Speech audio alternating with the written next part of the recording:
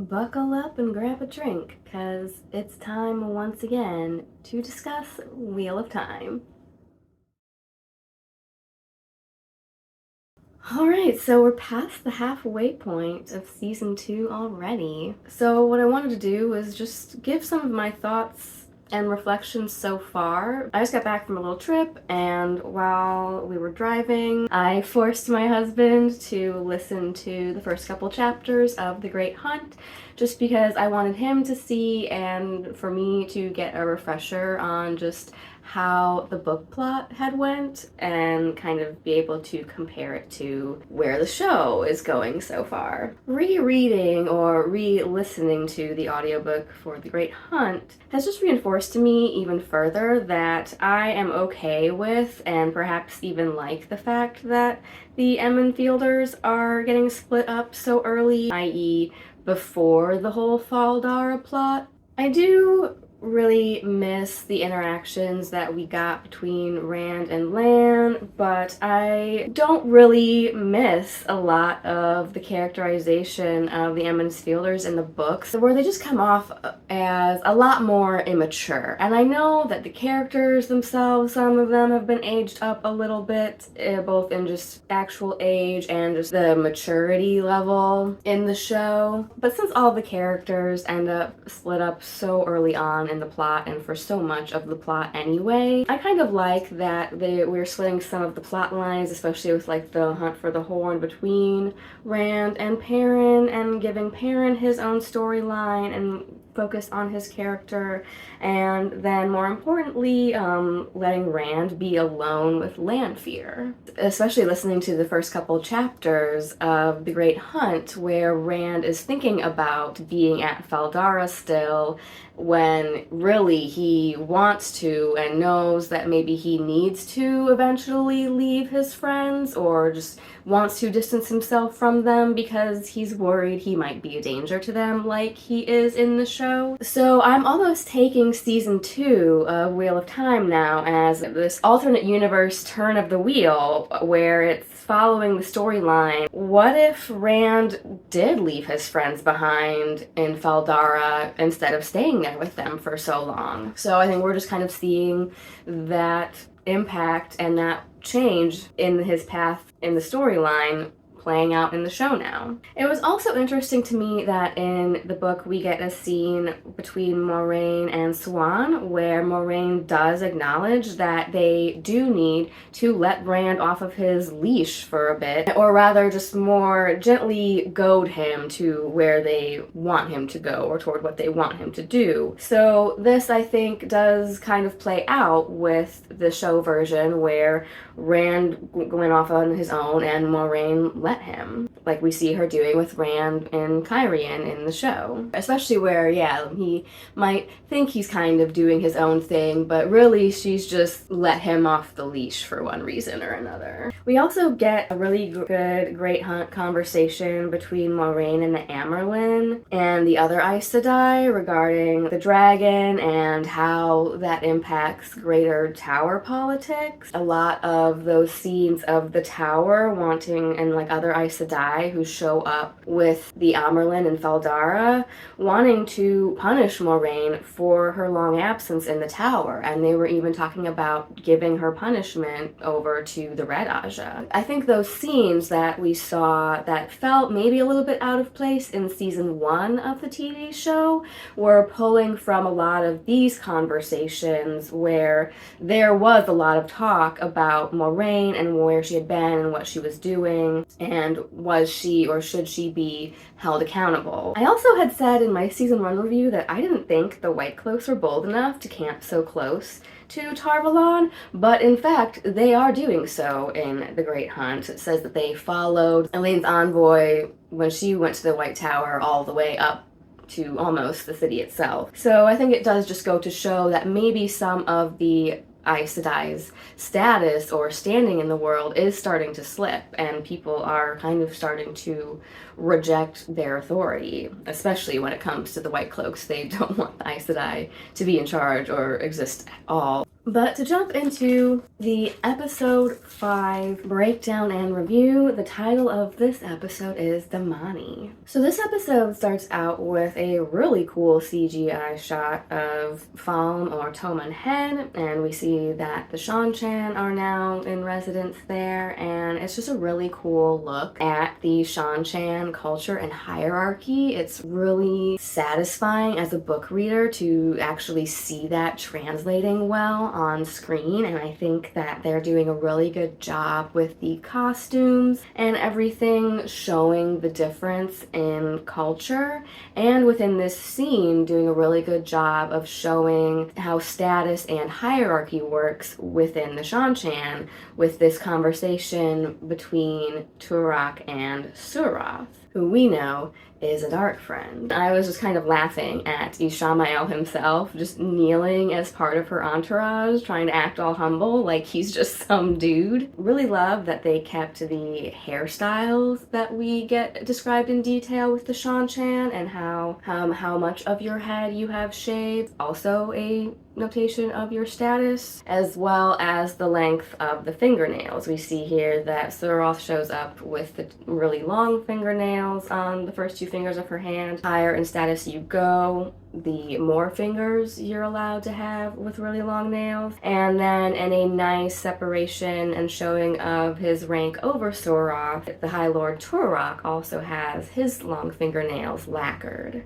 A little Easter egg for book readers, Suroth does name drop the word Hylena here, which is their word for the return. And then we cut back to Lanfear and see that, as a lot of people suspected or theorized, she is being resurrected here using the true source, which is power coming straight from the Dark One himself. And we see the dark flecks called the Sa in her eyes, which is the mark of someone who has touched the true power. And then I also love that the first thing she says when she wakes up is calling Moraine a bitch. I missed that the first time. She definitely is going to be holding a major grudge against Moraine specifically for not only stealth killing her like that, but also taking her precious Rand away. I also really like the joke Lanfear makes about horses being the slowest form of travel, because in the Age of Legends,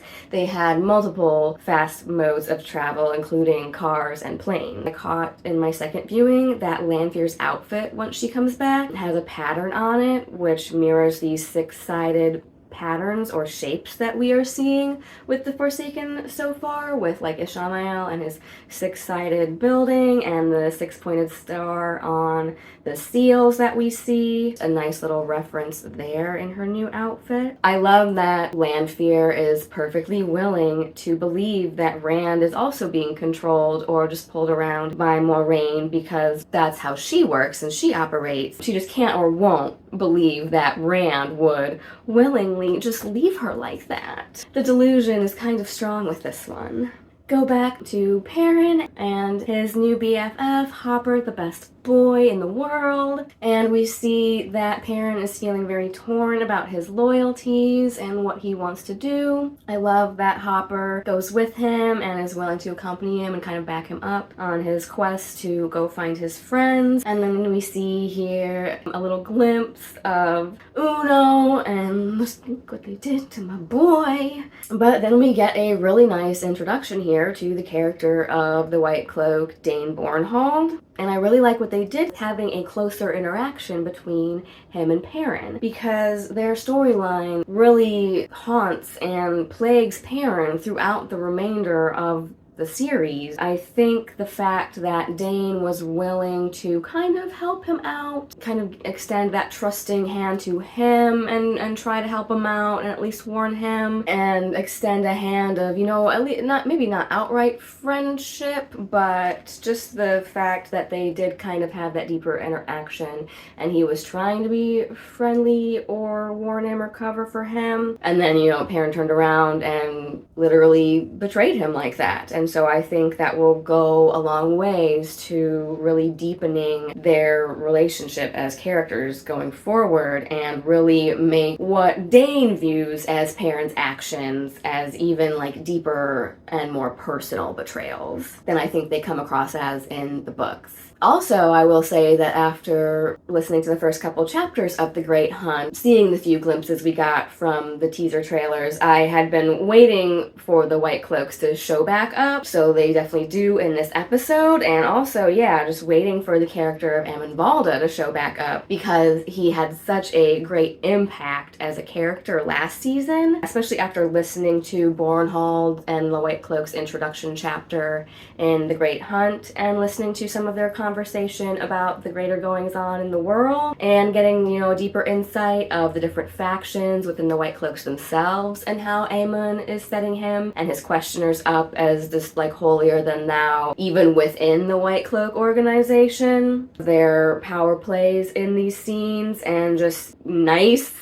to see Aemon back as a character just because his actor's portrayal of the character really stood out in season 1 and I think just became one that we all really love to hate early on. I'm sure that especially with the way he is coming off so far in the show that we are supposed to assume that he's the White Cloak Dark Friend that we saw at the Dark Friend social at the beginning of the season. I also had to wonder on second viewing of this episode, did the innkeeper's dog come out just because it likes Perrin and wanted to greet him, or was it there to warn him and give him the heads up that Valda was there? Love seeing more of Varen's character so early on, since she does become so important and just one of my favorite characters in the novels. I have to just face it, as much as I would love to be a blue or even a green, I would probably fall into the brown Aja, let's be honest. So I love that we see more of Varen and the brown Aja introduced here. Shout out to Sister Cho Chang! I thought she looked familiar, and that is the same actress who played Cho in Harry Potter. Cool to see her showing back up, and not only that, but just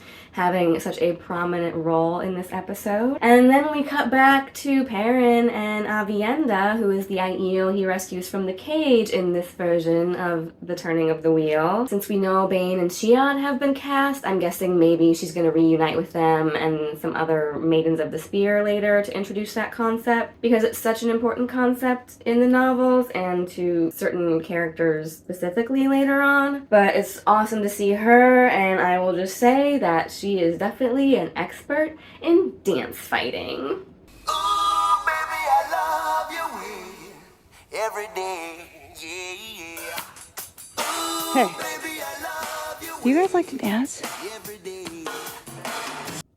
We also got some nice exposition here and a little Easter egg for book readers in the scene with Liandrin and Nynaeve in the Ways, when she clues us in a little bit on the origin of the 3 oaths that Aes Sedai are forced to take, because that was not always a thing that Aes Sedai had to do. So she doesn't specifically say that it was Arthur Hawkwing here. There was a king who nearly toppled the White Tower itself, and that he is the reason why Aes Sedai are now kind of forced to take the 3 oaths. It makes them seem like less of a threat. It's also interesting to note the Seanchan being descendants of Arthur Hawkwing also kind of gives a little hint as to why the Seanchan culture has the view and treatment of channelers that they do. Nynaeve asked Liandrin if her prize was worth all of this, aka everything she's had to do as a member of the Black Aja. Liandrin in the books is very black and white as a character, and definitely on the black side of things in terms of her alignment, and we don't really get a lot of backstory. She's just there being a bad guy purely for the sake of being a bad guy. But here we kind of see reasons why she is the way she is, why she pledged herself to the dark, and I think it's interesting because we see a lot of dark friends in the novels kind of come across as if they too believed what most other Randlanders believe, that, you know, the Dark One and all of the Forsaken were sealed at Shale Ghul and have been sealed since the beginning of time, and they're never going to be unsealed. So a lot of Dark friends have, including some of the Forsaken themselves, as we see later, have really only pledged themselves to the Dark and the Dark One because it gives them some sense of status or power, or because it would fulfill their sense of greed. But it's as if they never thought that the rent was going to be due one of these days. They never really expected the Dark One to be free and that someone was going to be actually coming to collect on their soul. So we see a lot of them now being forced to do these things that they never really thought they were going to be called to do. And we see a lot of them still do have these conflicting loyalties. I also thought it was really interesting to go back and rewatch the conversation between Surath and Ishamael. Wow, the balls on this woman. She tells Ishamael that he may be chosen, but he's still not of the blood. So in her eyes, he's still like not an equal to her just because he's not of their nobility. Yeah, all I can think is Ishamael standing here like, do you not know who I am? You must not know who I am. But I'll be honest, all I could think watching the fight between Aviendha Perrin and the White Cloaks and watching Dane Bornhall just stand there like an idiot with that giant axe, knowing that at some point in the story, Perrin is going to have to get his axe. Just sitting here watching this fight like Rocket Raccoon. Oh, he's gonna get that axe. Much like Rand himself, as we cut back to him and Moiraine, I was also wondering why she brought Rand straight back to Cairhien, because Lanfear would have to go look there first. I guess, you know, since she's talking about how Lanfear is the strongest in the World of Dreams, which, side note, love that we're getting the mention of the World of Dreams. It's one of my favorite things in the novels, and I'm gonna do a whole separate video about it. Yeah, I like that we're getting mention of Teleran Riyadh and Lanfear's power there. And so I'm guessing that maybe Moraine's thinking that at this point, Lanfear can find them in their dreams no matter where they go. It doesn't really matter where they go. So why not just go back to Cairhien where she knows she can get help? I was just laughing at the introduction of Moraine's nephew being Balthanes or Barthanes in this show, and I'm wondering, is he still a dark friend? Because I'm pretty sure in the books that Lord was a dark friend. He's coming off as so nice and foppish here. It has to be an act, surely. Surely he's not that foppish in Milquetoast. And also, LOL at him assuming Rand is Moraine's warder. That was just a nice little comedic awkward scene there. I, as a viewer, wanted Moiraine to just straight up lie about Rand's name and was wondering why she didn't. But I'm wondering if this is a further hint that she hasn't been totally cut off from the source, because if she had been completely stilled, she would no longer technically be bound by the three oaths, and she could lie. So either she has been able to lie this whole time and she is lying about the fact that she can't lie, because she keeps emphasizing that everything she is saying has to be the truth because everyone knows as an Aes Sedai she can't lie. So either the lie detector will determine that that was a lie, or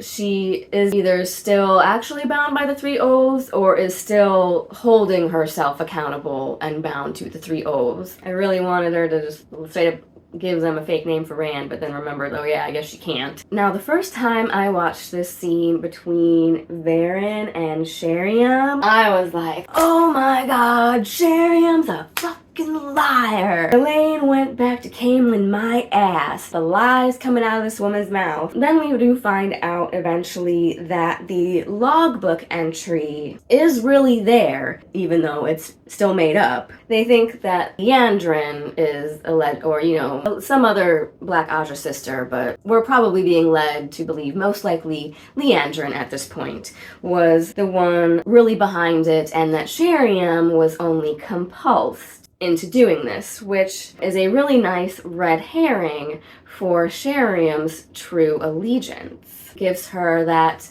nice little cushion of plausible deniability for being caught out and having a hand in this, if you ask me. So I'll give some spoilers here and leave another timestamp if you want to cut away, but I think for book readers, this is a really nice way of kind of teasing out the is she, isn't she of Sheriam, and is she or is she not a Black sister? Because at first I thought, oh, we're getting the reveal like really early on, which is kind of a disappointment because her true allegiance and her being outed as one of the Black Aja comes as such a shock later on in the novels because she's around helping out the side of the light for so long in the novels. We just never really have any reason to question Sheriam's allegiance in the novels up until it's revealed. So here it's nice that we're kind of getting some little teases and hints, like enough breadcrumbs to pick up on if you're paying close attention, and just enough to kind of keep us guessing. Other really cool things that I noticed, and that might be like little Easter eggs, as Varen pointed out, the novice in Sheriam's study is dusting the switches that are used for punishment. Yeah, I will also be glad if they just stay there and aren't used, and that means that was a little wink from the showrunners that they're playing down that aspect, because I, for one, as much as I love the books and love the scenes of the White Tower, I had more than enough of Robert Jordan's spanking kink by the end of the books. Let's just put it that way. I also like that there's a little Easter egg that I had to go look up. Varen mentions to Sheriam that she's looking for a copy of a book called Meditations on the Kindling Flame, which is a history of the Amerlin seat and all of the previous Amerlins. And she mentions specifically that she wants to look up some information about Tetsuan. Tetsuan, it turns out, was an Amerlin raised from the Red Aja and was the first Amerlin since the breaking to ever be deposed and stilled by the Hall of the Tower, which is an interesting little bit of foreshadowing there. Also, how dare Liandrin shade Varen's weight like that? She also always be lying. Why the fuck you lying? Why you always lying? Oh my god, stop fucking lying. This next scene just had me like rolling on the floor, dying laughing, like barbecue what the fuck LOL, when we shift abruptly to a she fucking cuddling Rand in bed like all Edward Twilight style. But then we find out that it's him and Lanfear interacting in the world of dreams. I wasn't sure how I felt about it at first, just because it didn't match my like in-head version or vision of Lanfear, but I'm kind of digging Lanfear's like modern, slicked back, short-haired, basic instinct look here. And I also thought it was interesting that when they're talking about all of the Emond's Fielders, is Ishamael specifically keeping a closer eye on the girls, but says that Mat was born mine. Lanfear name drops other Forsaken here, and I'm gonna come back to that at the end of this video, but we get specifically mentions of Moghedien, Graendal, and the boys. So not quite sure still how many Forsaken we're getting, especially how many of the boys. I'm okay with some of them being combined because a lot of them were just barely there in the books anyway and didn't really have a big role, but we do know that Moghedien and Graendal are big players in the later novels. I also thought that Lanfear calling Moghedien insane was a little bit rich coming from her, let's be honest. Just this overall conversation I loved between them. It's a great portrayal and insight into Lanfear's true nature. A nice little allusion regarding whether or not she's going to betray Ishamael, and she says, obviously. We know that a lot of the Forsaken just don't trust each other or work well together, which is kind of their biggest flaw in the books. If it wasn't for that, then yeah, they would really be a force to be reckoned with, and the people of the Third Age would have a much harder time of dealing with them, but they're just so chaotic and disorganized and infight so much amongst themselves that it makes it really hard for them to coordinate and get anything done. Speaking of that, I think this conversation between them is just a nice little reminder that at the end of the day, Lanfear does have her own agenda, apart from what Ishamael or even the Dark One himself wants her to do. Another fun little Easter egg was in the one-on-one conversation between High Lord Torok and Ishamael when he's questioning Ishi, and Ishamael says that only the Empress in the Court of Nine Moons is able to interpret the omens, which is just a cool little hint for the later appearance of the Empress and the character of Tuon, because that is a thing that she does all the time, is just see things around her and interpret them as omens. And I know a lot of book readers were wondering if we were going to see the actual leashes being used on the Damane like they are in the books. And so here, when we see the reveal of Egwene's capture, they actually are giving Damane leashes. Yay. And then in this last scene, I was like, oh my god, I was laughing. Like, not Moraine trying to make Rand the honeypot? Are you for real? But I gotta say, snaps for Lanfear in her dominatrix look at the end of this episode. Seeing Rand literally chained to a wheel. The metaphor is metaphoring over here, you guys. So, thoughts and predictions now that we've reached a little bit over the halfway point of this season. So we know that Ishamael is sending Mat and Min to Cairhien, probably as unwilling moles. And we did get that brief glimpse Min saw of Mat possibly stabbing Rand. So I'm thinking that that is what Ishamael wants to happen and is hoping will happen. But his goal, as we know, is also to turn Rand to the dark side if he can. But I have to say, I don't really mind not seeing Mat this episode, because Mat is really just a minor character and barely there in the Great Hunt up until the end of the story. He doesn't really have much to do until then, and just inserting him in this episode for the sake of having him would have just rushed the pacing, in my opinion, and made it feel too rushed, much like episode 4 did. I'm wondering if in this next episode, Lanfear is going to reveal the Horn of Valyr's location to Rand and urge him to go for it, because we know she did a lot of that with him when they were traveling together, and that she wants for him to join her and for them to be a power couple again. She's urging him to go claim it and to get power and glory so they can be together and be the power couple ruling the world together again. So I'm thinking that might be what happened and what happens and what clues him and Moraine into what their plans are, and sets up him going down there to meet up with everybody else for the end of the season. So I'm also really hoping that this means that Rand and or Mat and Min might need to hitch a ride on a certain boat captained by Bail Domon, because seriously, he better show up again. I'm also really hoping we're gonna get the flashback of Moraine and Swan hearing the foretelling about the dragon being reborn. I want to say I saw like a teaser or promo shot that appeared to be a flashback of Moraine and Swan together looking younger, as if it was in their novice days. So I'm really hoping we're gonna get a cold open or a flashback scene and see the payoff for Alana mentioning to Lan that something happened 20 years ago, which caused an abrupt personality shift in Moraine. With Lanfear being healed and put into her own body,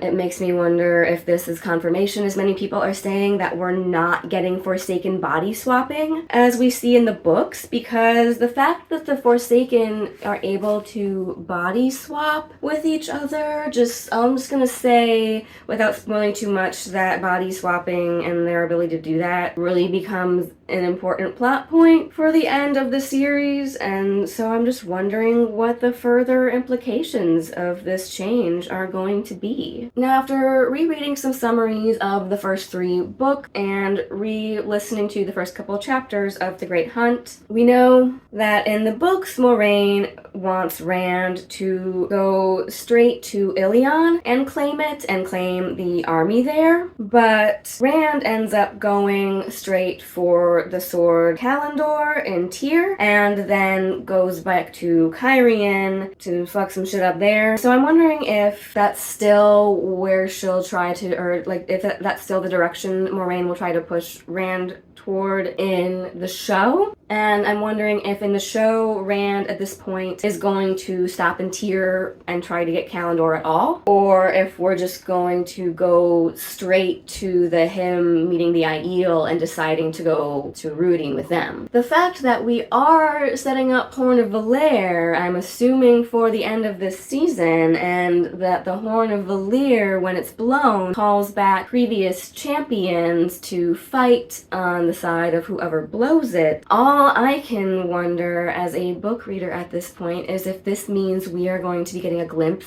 this season of one of my other favorite characters in the series and of all time, Birgitte. Now, to go back briefly to the discussion of the Forsaken that I brought up with the 6-sided pattern that we keep seeing repeated with them and the 6 or 7 seals that we are seeing around them, I'm wondering 6 seals plus the dark one equals 7 seals, 6 points on the star and then the dark one in the middle, or if it's only going to be 6 points equals 6 seals, 6 Forsaken, and if so, which Forsaken are we getting? Because like I said, a lot of them are very similar, both in backstory, personality, and in just the roles or functions that they play as far as roles in the book plot go. If there are 6 Forsaken, and we know we've already got Ishamael, Lanfear, and we've now had Moghedien and Graendal named, along with the boys. We've gotten 3 women now named, Lanfear, Moghedien, and Graendal, and are we going to get 2 more boys to go along with Ishamael, and so that will be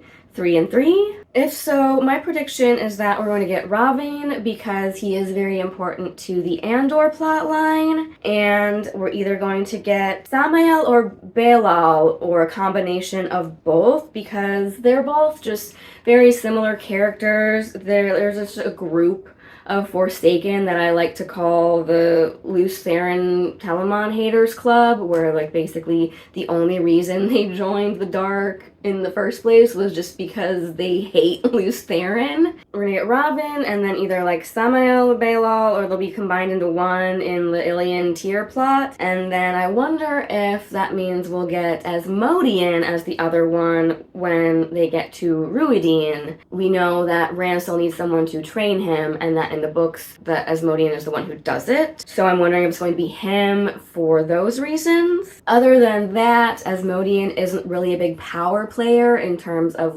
power player among the ranks of the Forsaken. They don't consider him their equal, even amongst themselves, and he's not around for very long. So he might be replaced with someone else. So yeah, it makes me wonder if we're gonna see Samaraj. We don't see her very long, but she does have a really strong and powerful impact on the story, in my opinion, when we do see her. So I really hope that we do still see Samaraj, to be honest. And then Missana was meh. We didn't really ever see her or even know what she was doing. I think it's revealed that she had been in the tower this whole time. But I think having Black Aja in the tower is enough to cause trouble there without needing a Forsaken in the mix. So I wouldn't be surprised if Missana is one of the ones that we lose. But I really wonder if we're gonna get Demandred. He's another one that keeps popping up very often and is said to be very formidable amongst the Forsaken, and to perhaps be the president of the Lews Therin Telamon Haters Club,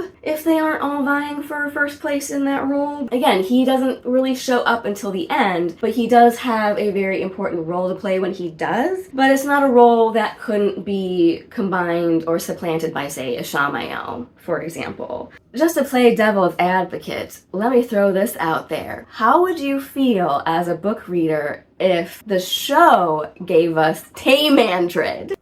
Just had to throw that out there. Before I wrap things up, now that we have the Sean chant introduced, I'm kind of left wondering, like, where are the Grom Rockin' and Toe Rockin'? The one thing that I'm really missing and mad that we're not getting so far is the Portal Stones travel. And there we see them travel to a world where there are these weird creatures, and then later the weird creatures show back up as creatures that the Shan-Chan use for, like, battle. But this is just, like, a very small group of the Shan-Chan, like the Vanguard, the Forerunners, just there to kind of test the waters. So I'm wondering and kind of hoping that maybe we will see Grom Rockin' and Toe Rockin' later, because I feel like it is, aside from the Damane and having women channelers as weapons, another really big weapon that the Shan-Chan bring to the playing field against the Westlanders, is having, like, flying creatures they can ride. I'm also wondering if maybe this royal wedding between Moiraine's nephew and the Queen of Cairhien is going to be the Amerlin's excuse for showing up in Cairhien, because we know she has to show up and talk to Rand at some point, and it's gonna be in Cairhien. Now that they've mentioned it again, that the royal wedding will be the Amerlin's excuse for being there. I also have a prediction or a theory, because we know that Rand needs to get the heron marks branded on his hands, presumably by the end of this season. Shamael himself, and I think maybe Varen or another Aes Sedai have also made reference to this prophecy in this season now at this point. We know it's gotta happen, but we also know that Tam's sword doesn't have the heron on the hilt. So I'm wondering if at some point while he's in Cairhien, he's gonna get to meet back up with that guy in the sanatorium who he was close to, and if he will take that guy's heron mark sword, and if he's gonna fight with that, and that sword will have the herons on the hilt, and he'll use that one in battle, and that one will also perhaps be destroyed in the process, but he'll still have Tam's sword. Side note, I totally forgot until re-listening to the first couple of chapters of The Great Hunt. Lan mentions that a lot of the heron mark blades and Rand's blade from his father specifically are power wrought blades that were made by Aes Sedai in the Age of Legends. I completely forgot about that. I'm wondering if they're gonna keep that in the show and reveal that at some point later too. I still think, as far as season 3 goes, that we're going to get a cold open in Caemlyn at some point, because they're keep name dropping it. We've name dropped Gowan now. We know Galad's cast. We know Elaida is cast. I still think we are gonna get a cold open. I thought we were gonna get it this season, but now I'm thinking we're gonna get cold open in Caemlyn season 3. And then I also think, with especially that Easter egg regarding Meditations on the Kindling Flame and Teflon Sedai, that season 3 will be when we see Siuan unseated as the Amerlin's seat and the fracturing of the tower. A combination of Siuan being away from the tower, not doing anything about the Shan-Chan, not doing anything about Rand, and losing the daughter heir of Andor along with the two most powerful female channelers that they've had in an age, will force Elaida and the other Reds to depose her. Another interesting note and bit of backstory that we get in the beginning of The Great Hunt is the last 4 Amerlins have been raised from the Blue Aja, including Siuan. Aes Sedai live hundreds of years, so this is hundreds of years of the Blues being quote-unquote in charge. So there are many amongst the other Ajas, the Reds in particular, who are just itching for their chance to once more be able to seat a Red sister on the Amerlin seat. I believe it's also said that it might not have been Tetsuan herself, but that the last Red sister was one who was, I believe the last Red sister they said was Bonwyn, who was one of the Aes Sedai responsible for escalating the conflict between Arthur Hawkwing, which led to the whole Three Oaths thing that Leandrin mentioned. I want to say that the sister who was responsible for that was a Red and was also deposed. So the last Red sister who was raised to the Amerlin seat didn't do such a good job and was unseated. And so the last 4 since then have been from the Blues. The Red Aja is still definitely nursing a lot of grudges when it comes to that. There are many who are not only just itching for a chance to seat a Red on the Amerlin seat once more, but who